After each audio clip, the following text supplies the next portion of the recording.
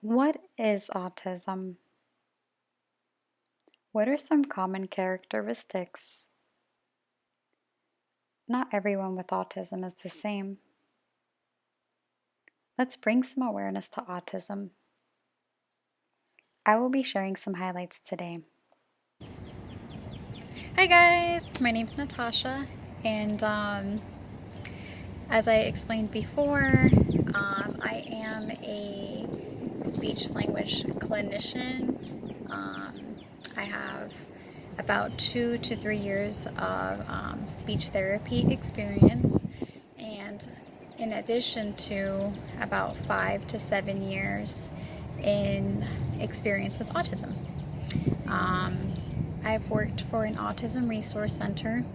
I've worked under 2 behavior analysts, actually 3, and I've worked as a paraprofessional in the classroom, a personal care provider, a behavior assistant, and so I definitely got my toes wet in the field, as well as a social skills facilitator, and that was with my adult group with autism.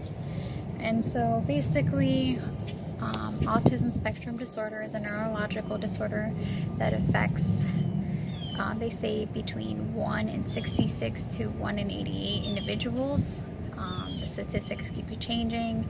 It's a fairly new diagnosis, of about 50 years or so.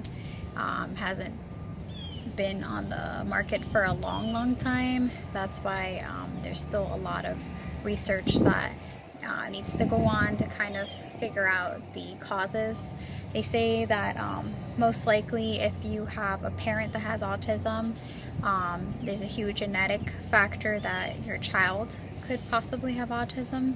I want to say that a person with autism can vary across the spectrum, meaning that there's different levels, and not everyone is functioning at the same cognitive level, language and speaking level, and everyone is just different. But there are some researched common characteristics of a person with autism, meaning that this may not be the case for everyone that has autism, but fairly a good amount of people have been found to have these traits.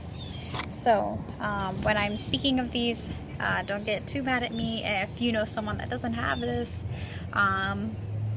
So I want you to just kind of get a general picture of some of the possibilities for a person and what they could have. So you have the autism spectrum, and the umbrella being other things that fall under it. And so the Asperger syndrome is not a word that's commonly used in the DSM-5, a manual that we use to diagnose autism and other disorders. Asperger syndrome is usually associated though with people who are higher on the spectrum and are able to speak for themselves, and things come a little bit naturally for them, but still may need some assistance along the way. And then well, this concludes our first video for autism awareness. Please continue watching. There will be 3 more. Thank you.